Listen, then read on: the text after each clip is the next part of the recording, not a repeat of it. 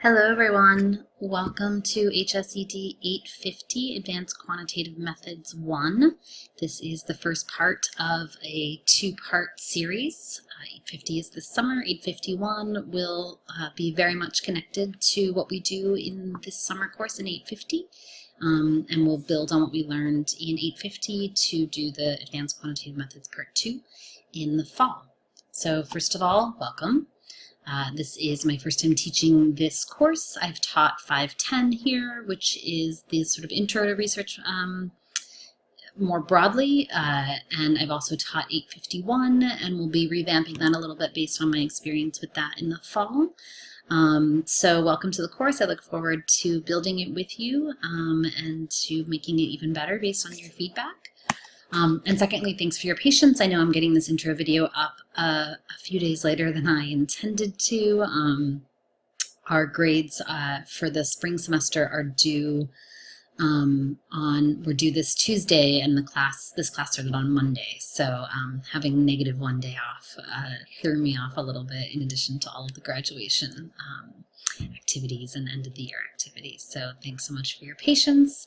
As we move through the course, I will aim to get the module lectures up probably Monday-ish of each week. As I mentioned in one of my emails before, I'm very much building the course based on your experiences, your skill levels, your response to the materials as we go. So I won't be putting up all of the lectures all at one time, but I'll be working to get a little bit ahead as we move on in the course. And as we jump into this course, I wanted to take a moment to remind us all to breathe. I know that research is a topic that gives people a lot of anxiety, and perhaps less this course than 851, which is the statistics component of this. But I work very hard to be very approachable, to be very flexible, and to break this down into small chunks that hopefully make it much more easy to digest and to move through. So please, please, please reach out to me as we move through the semester. Let me know if there are things that you don't understand, things that you want me to spend more time on, concepts that you're struggling with, etc. And as we move through, remember to breathe. So let's do some introductions. I've met some of you. I've had a couple of you in 510. I've met others of you through the course of our work together at ISRC and through some other courses that I've taught in the program. For those of you who don't know me, I'm Dr. Brooke Wells. This is rounding out my first year as a professor in the program. And my background is in psychology. I got a bachelor's in psychology from Knox College, which is a small private liberal arts school in Galesburg, Illinois, very small town of about 30,000 people, which at the time that I went there felt huge. I'm from a town of 500 people in central Illinois, so I worked my way up to city living. So my background is in psychology, and after I finished my bachelor's degree, I thought I wanted to work with animals, somehow in animal welfare or animal training or behavior.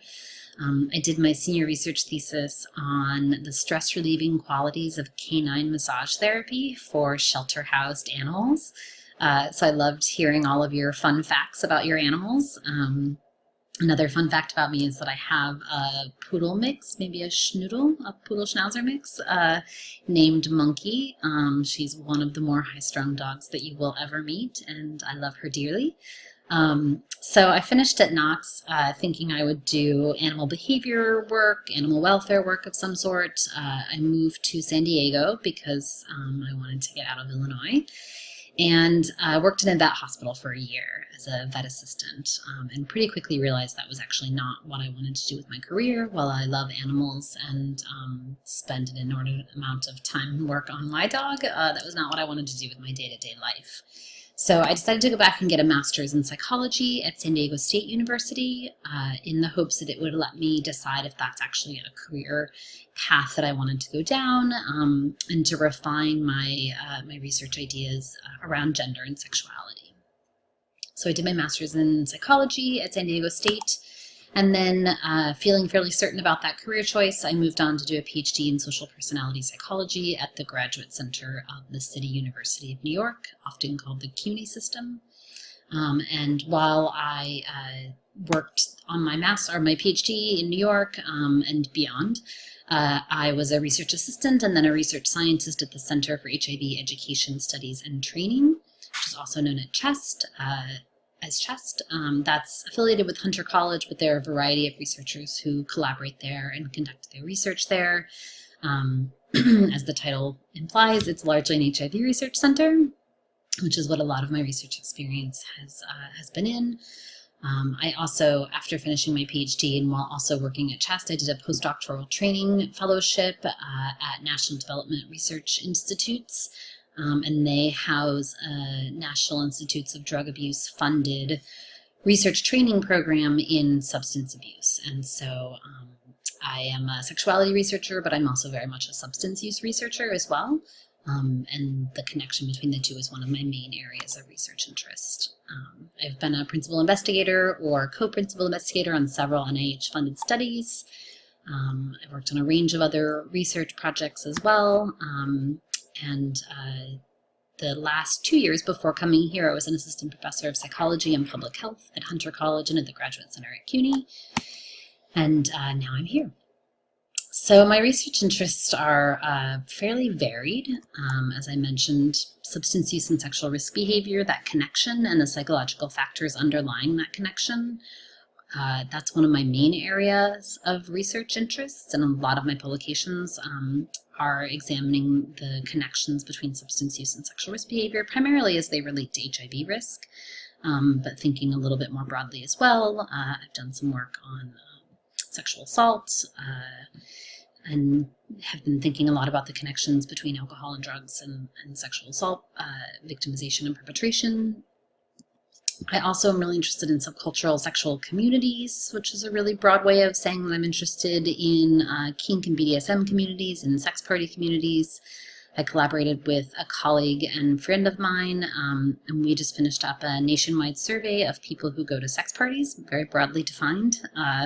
And we are in the midst of cleaning those data and figuring out what we found. We had roughly 1,300 people, 1,300 complete responses to that survey all over the country, which is super exciting. It's the largest sample that we'll have of those communities so far.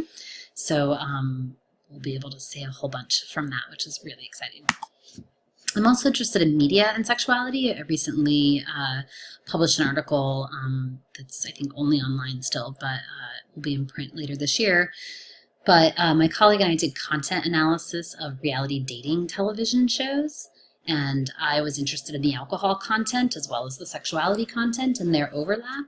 So we published an article looking at the alcohol content, the sexuality content, and gender content, and the overlap between those two.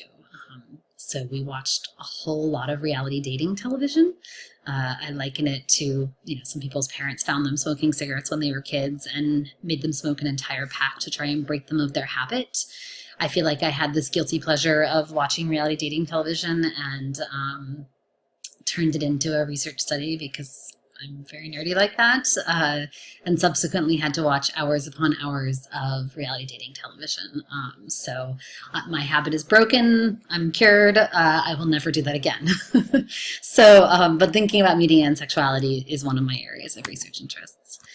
I'm also really interested in historical and cultural trends in sexuality, and that's in a lot of ways where my interest in sexuality really began.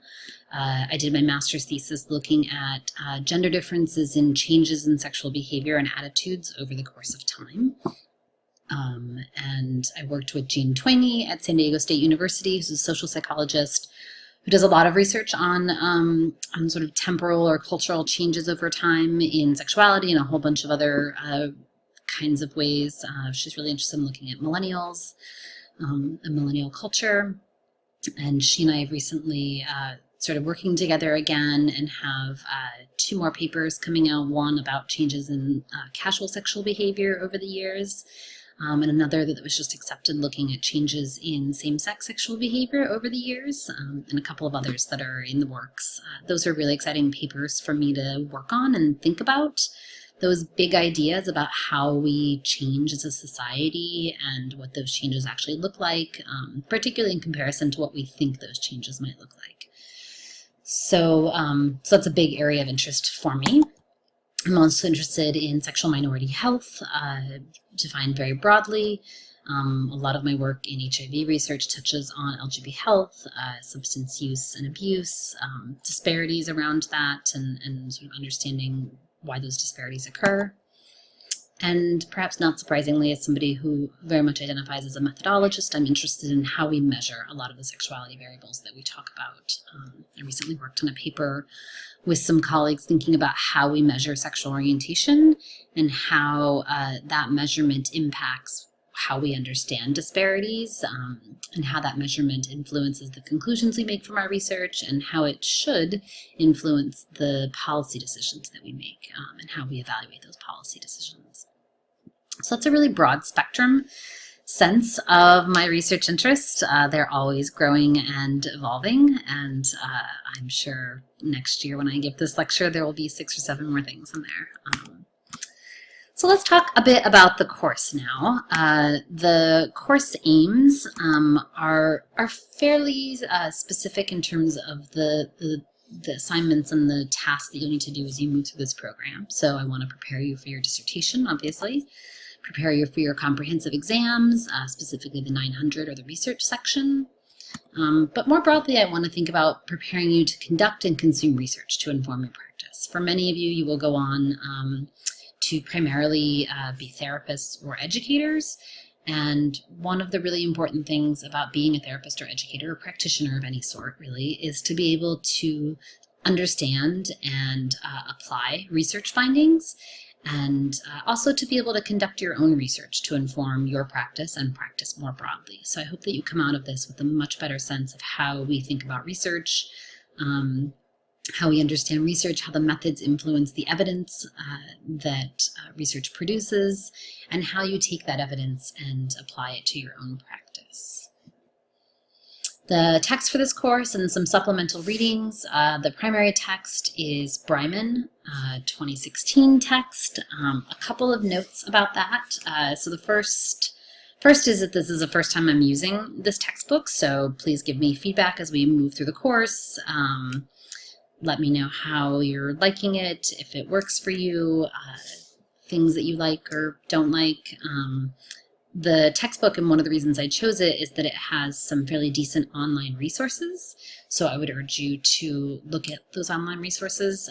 The beginning of the book, somewhere in the intro, has a link to those. So be sure to check those out. There are some quizzes on there, some examples. Make use of those. I think they're fairly decent resources. The textbook is British, and so a few things about that. One is that there are funny words, which I love. Another is that this is not strictly an APA format, so don't look at these references and think that the way that he includes references and think that this is the appropriate way to do that. There are also some words, some primarily organizations, like survey organizations, research organizations that are specific to British contexts. When he talks about those, I'll provide some US or North American equivalents to the surveys that he talks about, the research organizations he talks about, things like that. You'll see the most difference between a US and a British context in the ethics chapter. And the basic principles are still the same. Some of the wording around institutional review boards will be slightly different. Some of the history about how we came to have this particular set of ethical standards will be a little specific to the British context, but I'll provide some background for the US context. And as we work through this, let me know if that becomes too distracting. That's some of the feedback that I'm looking for in this book. The book has great ratings. I have a couple of colleagues who have used the full book or some sections of the book and have liked it, but definitely give me feedback on that as we move through the course. For the first week, you'll read chapters 1 and 2. Chapter 1 is very much an overview of all of the terms and concepts that we'll cover throughout the course of the semester and the research process more broadly, and I'll supplement that with my own lecture. Chapter 2 is an overview of some of the epistemological and ontological ideas underlying research and the way that we think about theory within research. I'll also supplement that a bit and provide some other readings from Creswell, who writes a lot about research methods, particularly mixed methods, research methods. And part of the reason I chose this book is that I think it breaks the research process down into very concrete steps, which I think is particularly important because you're all coming to this class with very different sets of research experiences and skills. So the one thing that I would say around that is to please be patient with one another. Some people will know a ton about research and will have conducted a lot of it, as evidenced by the variation in your intros. And others of you have never conducted or thought about research, and we'll be catching up a little bit more and thinking about the application of some of these concepts. So be patient with one another, be patient with me as I adapt and find ways to be able to make the content accessible to all of you. And I'll post any supplemental readings on Campus Cruiser, most notably the Creswell's 2014 research design text is up there in its entirety. And there are a couple of chapters that I'll refer you to that I think are nice supplements or complements to Bryman's chapters, or in some cases explain things I think a little bit better than Bryman does. So let's flip through the syllabus really quickly. I'm not going to read all of the course policies to you because you're grown-ups and you can read those. So the basics are that you have to attend class, you have to do all the work. I hopefully shouldn't have to say that to any of you. You have to be professional, you have to act like grown-ups, hopefully that goes without saying as well. You can't plagiarize. Quick note from me, if I catch you plagiarizing, I will do whatever it takes to ruin you. That is completely unacceptable at any level, but particularly at a graduate level, fully unacceptable. So please be warned that that is my approach to that. Again, hopefully not something that I actually have to say or ever deal with. If you think that you're going to need to turn in things in late, touch base with me with plenty of time. Think about your schedule, lay all these things out, let me know. Obviously things come up, life happens, I understand that, but telling me that you didn't plan your work accordingly is not usually a reason that I'll give you an extension. So just make sure that you give me plenty of heads up in thinking about asking for extensions on assignments. That's obviously up to my discretion entirely. So think ahead about that. If you need any sort of academic accommodations, talk to the Disability Services Office. The phone number is on the syllabus. The library, Molly Wolf is our librarian. And she's fantastic in terms of helping you think about APA format, helping you find resources, helping you learn how to use the library. I'll post links to a couple of their PowerPoint reviews about how to use the library, if that's at all helpful to you. The Writing Center is also a really important resource. I know that the program has worked with the Writing Center in the past to help them get more comfortable with some of the sexuality content that we throw their way.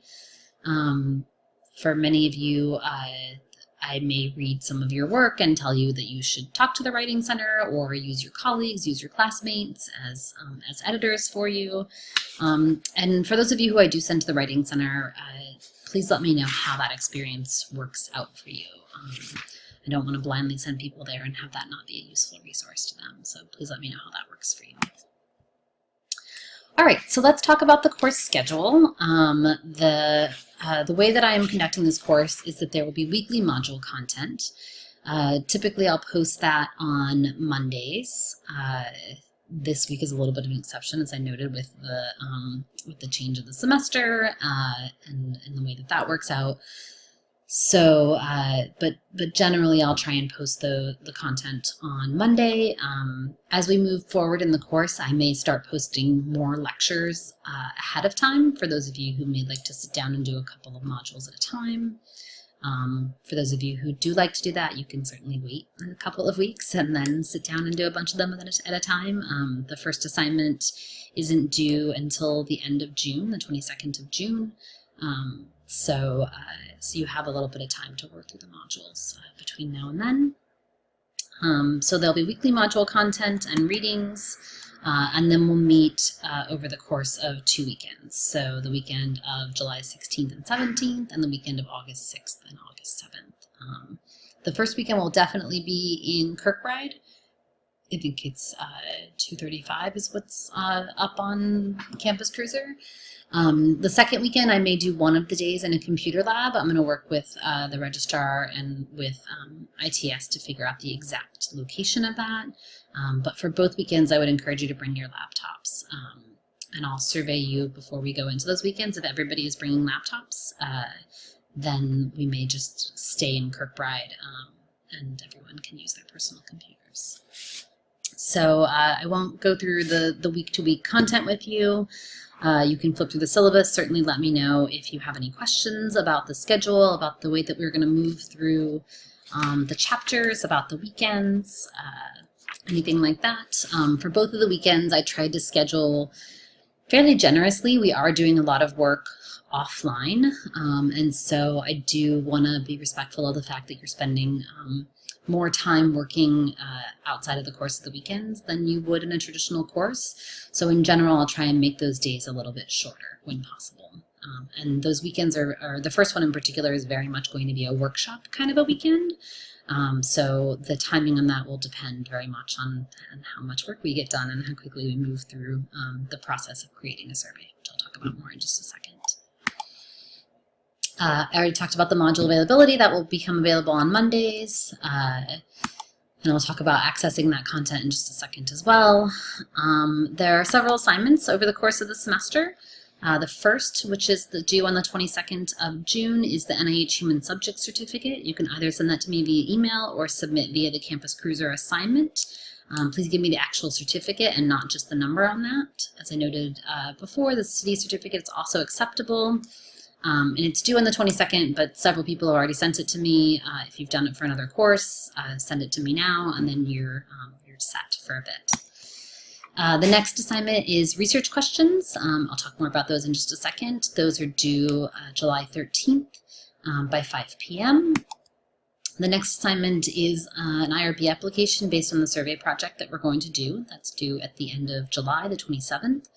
By midnight, the final exam and a comps practice will both happen during the second weekend of class. And then your final assignment for this course is an introduction and methods section. This will be for a brief report style paper that will continue in 851. So this is due at the end of the semester, August 12th by 5 p.m.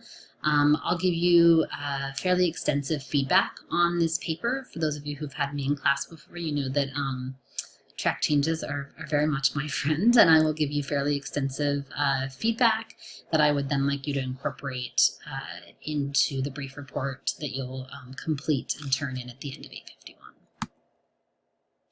So let's talk more about this survey project.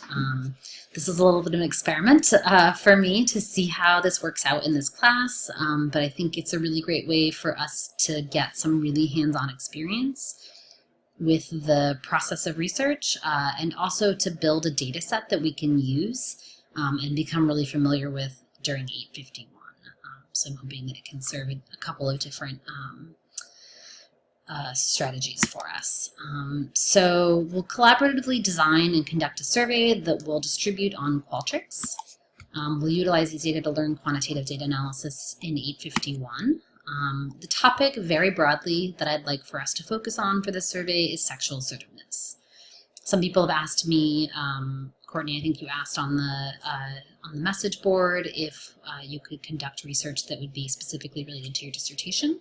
I know I've gotten some emails from some other folks about the possibility of that. And I think there will be some space within this to try and think about how this might relate to your dissertation and how you might sketch out some of the measurement pieces for your dissertation and think about recruitment and sampling and things like that.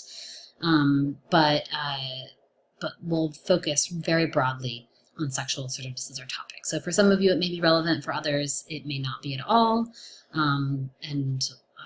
We can chat more about that process as we move forward. But the basic idea is that each of you should develop a research question that is somehow related to sexual assertiveness. Sexual assertiveness can be a predictor variable, it can be an outcome variable, it can be a mediator or a moderator variable, but we'll think about developing some sort of a research question that uses sexual assertiveness in that question. And so we'll bring those research questions to the first weekend of class and workshop those a little bit and help everybody refine those. You're certainly welcome to overlap research questions. So if somebody else has a similar research question, we workshop that, and it turns out that we can turn that into one research question that you both want to pursue or that several of you want to pursue. I'm totally fine with that. You'll write your own individual assignments based on your question and based on the survey itself. We'll come to the first weekend with some sense of the research questions that you'd each like to ask, and then think about how to put together a survey that will best allow us to answer all those questions and that is also not 2 hours long. So balancing some practical constraints with our research intentions. You'll then develop an IRB application that you'd actually submit if we were actually conducting research. And finally, you'll each write a brief report. So the intro and method sections are due in 850. And in 851, you revise those sections and write the results and discussion sections. Obviously, there probably are going to be some questions about that. Post those under the survey, the syllabus and course questions, and I can hash out some more of those details on the assignment that I'll post. So probably most of you are familiar with Campus Cruiser by now. The lectures and the weekly module instructions will be uploaded under course content. So I put a little picture here. Mine probably looks a little different than yours does. But under student tools here, there is my course content. And so that's where you'll be able to access all of the course content. I'm emailing this lecture out to you. All of the lectures will be up on YouTube, and you'll be able to just join that YouTube channel for the class. But each week for each module, I'll post some instructions to complete this module. You'll do this reading, you'll watch the lecture. I'll also post the slides for each of the lectures so you can have those. Some people find that helpful. Any links to any assignments or message board topics or whatever for that module. The readings will be under shared files, which are under class tools. The assignments will be under assignments. So again, over here you have my assignments, and there'll be assignment documents and grading rubrics in there. And so let's talk a little bit about course communication. So some of this will happen via message board posts. I'll create topics for each module or each weekly content. I also set aside some time in that first Saturday of our first weekend to do a bit of a review of all of the content, especially once you've seen it all come together. We'll talk a little bit about places where you're struggling to understand the content, questions that you have, connections that you're making between the different components. There's already a syllabus and course questions topic up there. If there are other topics that you want to discuss up there, please post those. I try and check in on those every other day or so. In terms of reaching me, email is the best way to reach me. I think I am very responsive. I try to be very responsive. And I aim to respond in 48 to 72 hours. If you haven't heard from me in 72 hours, feel free to gently nudge me. Particularly if I'm traveling, that might be a little bit slower, but I'm generally very good about that. A quick heads up about a couple of vacations I'm taking. This Friday, I'm heading to New Orleans for a wedding and to see some other friends in Louisiana. And I won't be back until very late on the evening of the 26th, I think it is. So I'll be available, but likely much slower in responding. So just a heads up on that, particularly over the weekend for the wedding activities, I'll likely be fairly unavailable. I'll also be in the Midwest visiting my family during the end of July through the beginning of August, and I'll also be somewhat slower in responding, though I will have access and be available. Quick reminder, let's all breathe. I try and break this down into chunks. I think I'm making it pretty manageable, but please, please, please check in with me. Check in with one another, touch base with each other. Likely you already have or will create a Facebook group for this course. I encourage you to do that. The one thing I will say is as you start working through or identifying issues in that space, don't let them get too caught in that space. So if you collectively identify issues, problems, confusions, etc., send somebody to bring those issues to me. I try and be very responsive because I am in the process of designing this course and designing our sort of whole way of teaching research. I really want to hear that feedback. That is super important to me in making sure that this content is accessible to you, that you're getting what you need out of it, that it's working to help prepare you for your dissertation and for comps, and to help you feel like a competent researcher. So please, please, please bring those concerns to me, and I will do my best to address them. So let's all breathe. If you have questions, if you have thoughts, post those under the general discussion forum. And I look forward to getting to know you all this summer. Thanks.